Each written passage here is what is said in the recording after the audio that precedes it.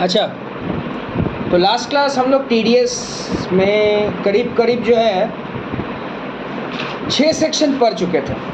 ठीक है, 6 सेक्शन, ठीक है ना। टीडीएस में एक बार हम बता देते कौन कौन से सेक्शन पढ़े हैं। तुम लोग वीडियो में यहीं पॉज करो और एक बार पूरा पढ़ लो वो सेक्शन। क्या क्या सेक्शन पढ़े थे? 196 पढ़े थे, 194 बी पढ़े थे, 194 डबल बी पढ़े थे, 194 डी पढ़े थे, 194 एच पढ़े थे, 194 जी पढ़े थे। ओके, आज का क्लास में जो सेक्शन हम लोग पढ़ने जा रहे हैं वो है 194 एल ए पढ़ेंगे, 194 आई ए पढ़ेंगे। लिख लो कॉपी में, 194 एल ए पढ़ेंगे, 194 आई ए पढ़ेंगे, 194 आई सी पढ़ेंगे, जॉइंट डेवलपमेंट एग्रीमेंट, 193 पढ़ेंगे, 194 पढ़ेंगे और 194 ए पढ़ेंगे।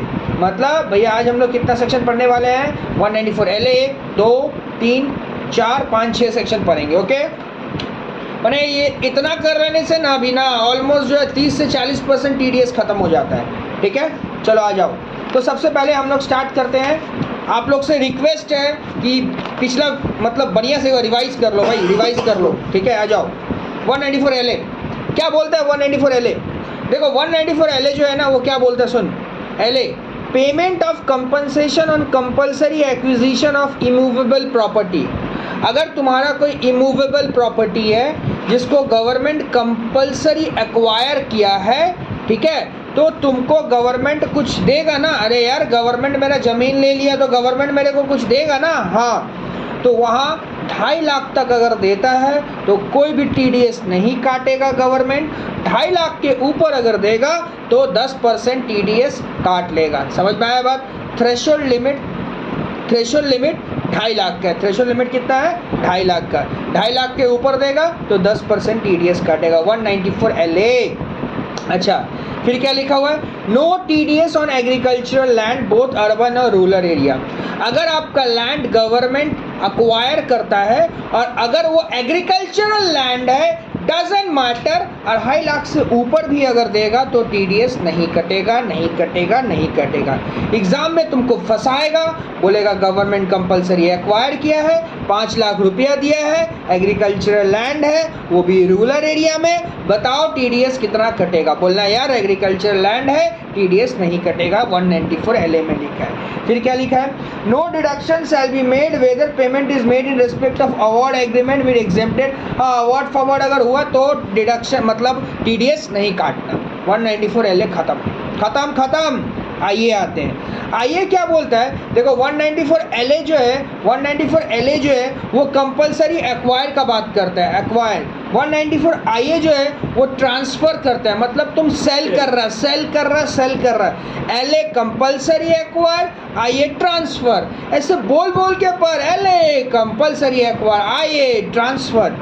Payment of transfer of certain immovable property other than agricultural land. फिर से बोला, तुम किसी भी प्रॉपर्टी को ट्रांसफर करो, लेकिन क्या मत ट्रांसफर करना, एग्रीकल्चरल लैंड रूरल एरिया में नहीं होना चाहिए और कंपलसरी एक्विजिशन। ऐसा क्यों? क्योंकि एग्रीकल्चरल लैंड अगर होगा तो टीडीएस नहीं कटेगा और कंपलसरी एक्विजिशन के लिए आईए नहीं है, एलए है। इस पे 50 लाख या उससे ऊपर, 50 लाख या उससे ऊपर अगर हुआ तो 1% टीडीएस कटेगा। 50 लाख भी होगा तो 1% कटेगा, या उसका ऊपर अगर हुआ तो 1%। फिर से वही बात, पेमेंट और transfer of agriculture land rural area cover नहीं है। और फिर उसके बाद बोला गया कि देखो, तुमको एक चीज़ पता रहना चाहिए, सामने वाला पार्टी जब टीडीएस काटता है तो उसके पास टैन नंबर होना चाहिए। क्या नंबर? Tan number. लेकिन आईए में अगर तुम काटोगे तो बिना टैन का भी काट सकते हो। ये सेक्शन 203 ए में लिखा हुआ है, समझ गए? अब देखो, आईए में और कुछ बात बोला है कि टीडीएस काट के जनरली हम लोग क्या जानते हैं, इस महीना अगर टीडीएस काटेंगे तो उसको जमा करेंगे नेक्स्ट महीना का कितना तारीख? 7 तारीख तक। लेकिन आइए एक ऐसा सेक्शन है जहाँ टीडीएस अगर काटा जाएगा तो नेक्स्ट महीना का 30 तारीख तक जमा दिया जाता है। ये सब एमसीक्यू के लिए बहुत इंपॉर्टेंट है, ठीक है ना। अच्छा, from the end of the month, मतलब कुछ मत कर, मेरा वीडियो चला दे और देखते रहे, एकदम उसी में तो पास कर जाएगा। अच्छा, अब सुन, अब इमूवेबल प्रॉपर्टी में जो हम लोग ट्रांसफ़र करते हैं, ट्रांसफ़र में हम लोग बहुत कुछ चार्जेस जोड़ सकते हैं। जैसे मान ले हम प्रॉपर्टी को बेचे, प्रॉपर्टी का वैल्यू हुआ 40 लाख, अब तेरे को बोलेगा पार्किंग का वैल्यू 10 लाख, फिर बोलेगा इलेक्ट्रिसिटी वाटर का वैल्यू 10 लाख, फिर बोलेगा तेरे को मेंटेनेंस का इतना, एडवांस, सब जोड़ जाड़ के जो वैल्यू होगा, अगर 50 लाख के ऊपर जाएगा तो 1% TDS काट लेना, सब जोड़ जाड़ के। वही लिखा है, देखना क्या क्या आ सकता है, membership fees, car parking fees, electricity water facility fees, maintenance fees, advance fees, सब अंट संट घंट जितना खर्चा है सब जोड़ के 50 लाख से ऊपर गया तो 1% TDS काटना। तो 2 सेक्शन हम पढ़ा दिए, LA भी पढ़ा दिए और IA भी पढ़ा दिए। अब क्या पढ़ाएंगे नेक्स्ट हम पढ़ाएंगे 194 IC, ठीक है। IC में आइए, IC क्या बोलता है, IC जो है, अच्छा इलस्ट्रेशन 2 का एक सम्स था, इलस्ट्रेशन 2 का सम्स था, ये आप लोगों को करवा दिया गया था। अगर तुम लोगों में से किसी को इलस्ट्रेशन 2 का सम्स में कोई समस्या है तो मेरे को पूछना, ठीक है। अब देखो जो सम हो चुका है ना, अब तुम अभी खुद से कर लो, नहीं तो वीडियो को पॉज करके अभी कर लो, ठीक है, क्योंकि सब रिवीजन चल रहा ना तो थोड़ा फास्ट हम रहते हैं। तो इलस्ट्रेशन 2 का सम्स हो चुका है, खुद से कर लो, ओके, ठीक है। IC जो है वो स्पेसिफाइड एग्रीमेंट का है। स्पेसिफाइड एग्रीमेंट का मतलब क्या होता है भैया, स्पेसिफाइड एग्रीमेंट का मतलब ये होता है, जैसे मान लीजिए आपका ज़मीन है, आपका ज़मीन पे हम प्रोमोटरिंग करने आएंगे, बिल्डिंग बनाने आएंगे, तो आपके साथ मेरा एक एग्रीमेंट होगा, उसी को बोलते हैं स्पेसिफाइड एग्रीमेंट। तो देखो इसमें इसका कोई भी लिमिट नहीं है। अगर मान ले तुम्हारा ज़मीन है, जॉइंटी तुम्हारा ज़मीन है, तुम्हारा ज़मीन पे हम बिल्डिंग बनाएंगे तो तुम्हारे साथ एग्रीमेंट करेंगे, तुमको जो भी पैसा देंगे उस पर हम TDS काटेंगे 10%। कोई लिमिट नहीं है, कोई लिमिट नहीं है, कोई लिमिट नहीं है। काइंड वाला पर TDS नहीं कटता है, कैश कंपोनेंट पर TDS कटेगा। मान ले हम तेरे को बोले कि हम 50 लाख रुपया देंगे, उसमें 20 लाख का घर दे दिए और 30 लाख कैश देंगे, तो जो घर दिए उस पर TDS नहीं कटेगा, जो कैश कंपोनेंट है उसी पे TDS कटेगा। समझ में आ गया ना गुरु, ओके। फिर क्या बोला देख, section 194 IA does not get attracted in the hand of transfer in case of IC। अच्छा सुनना, सुन, बोला है कि अगर तुम्हारे ऊपर में IA लगता है तो IC में मत आना, मतलब IC में वो नहीं आता है जो IA में आता है। अरे दादा IA किसके लिए था, IA था transfer of the property, IC किसके लिए है, जॉइंट डेवलपमेंट स्पेसिफाइड एग्रीमेंट के लिए है। तो अगर तुम IA में अपने आप को कटवा ले रहे हो तो IC में क्यों आओगे। 10 जगह मुंह मारने हाथ मारने का जगह क्या है, एक जगह मारना। IA में हो गया ना तेरा, अब IC में मत आ। IA में कौन जाएगा, IC में कौन जाएगा, IA में ट्रांसफर जाएगा, IC में जॉइंट डेवलपमेंट एग्रीमेंट जाएगा। समझ गए, आगे बढ़िए। स्पेसिफाइड एग्रीमेंट का मतलब क्या होता है बता दिए, कंसिडरेशन क्या होता है ये भी समझ में आ गया। तो IC भी कंप्लीट। तो हम लोग 3 सेक्शन पढ़ चुके हैं, LA पढ़ चुके हैं, IA पढ़ चुके हैं, IC पढ़ चुके हैं, ठीक है। एरपरे किया उज्जवल और कौन सेक्शन बोलेছিলাম आज के 193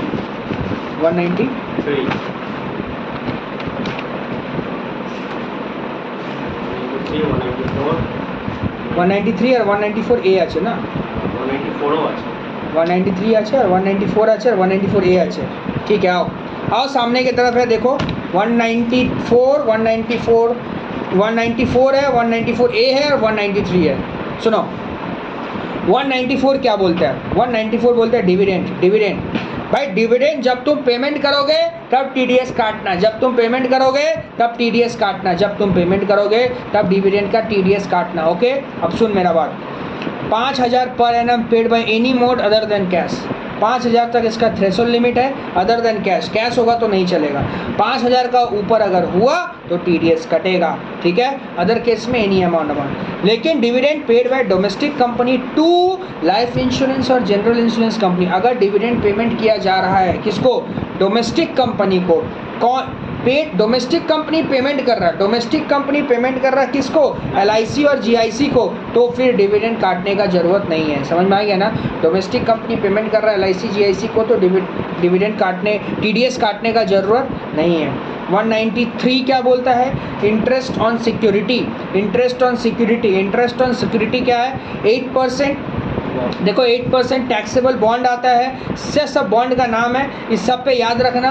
टीडीएस का जो मैक्सिमम लिमिट है वो 10,000 है, और डिवेंचर इंटरेस्ट का जो मैक्सिमम लिमिट है 10,000 के ऊपर गया तो टीडीएस कटेगा और नहीं तो नहीं कटेगा। और डिवेंचर के केस में 5,000, उसके ऊपर गया तो कटेगा, नहीं तो नहीं कटेगा। थ्रेशोल्ड लिमिट क्या है दादा? 10%। अब कुछ एग्जेम्पशंस पढ़ते हैं। आओ, एग्जेम्पशन क्या है? Interest payable on security of central government and state government to LIC GIC। सीधा सा बात है, अगर CGSG इंटरेस्ट पेमेंट करता है किसका? इस पे LIC GIC के ऊपर में, तो टीडीएस मत काटना, क्योंकि LIC GIC का जो मेन रोजी रोटी है ना वो इंटरेस्ट से ही आता है। अरे इंश्योरेंस कंपनी कैसे चलेगा? इंश्योरेंस कंपनी का चलने का कहाँ से जगह है? उसको जो भी फंडिंग मिलता है पब्लिक से वो अगर बाहर में खटाएगा नहीं तो कहाँ से आएगा? अब बाहर में खटाना, बाहर वाला टीडीएस काट ले रहा, जा रे बाबा। इसीलिए बोला LIC GIC से जो भी टीडीएस कट रहा है उस LIC GIC को अगर कोई भी पेमेंट करता है तो टीडीएस मत काटिएगा। अच्छा, interest payable on listed security. अगर लिस्टेड सिक्योरिटी को इंटरेस्ट पेमेंट किया जाता है बाय अ कंपनी के थ्रू इन अ डीमैट फॉर्म का मतलब NSDL CDSL में टीडीएस नहीं कटेगा। समझ में आया ना?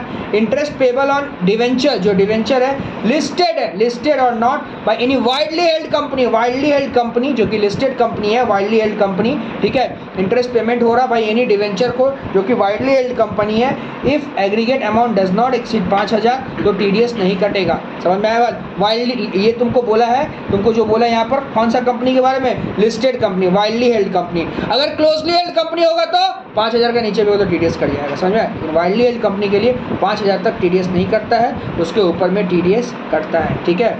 और कौन सेक्शन का चलो बॉस आज के क्लास से? 194A आज नहीं होगा, अगला क्लास में बता देंगे, ठीक है। 194, 194(3). तो हम लोग अभी तक कितना सेक्शन पढ़ चुके हैं? एक बार उज्जवल बोलो तो। दादा हम ही बोल चुके, नीचे रहो। हम लोग अभी तक क्या क्या सेक्शन पढ़ चुके हैं टीडीएस में? 196 पढ़ चुके हैं, हाँ पढ़ चुके हैं। 194B पढ़ चुके हैं, हाँ पढ़ चुके हैं। 194B भी पढ़ चुके हैं, हाँ पढ़ चुके हैं। 194D पढ़ चुके हैं, हाँ पढ़ चुके हैं। 194H, 194G, 194LA, 194IA, 194IC, 194 पढ़े हैं और 193 पढ़े हैं। समझ रहे हो? सब पढ़ा दिए हैं, कर लो। ओके, ठीक है, चलो।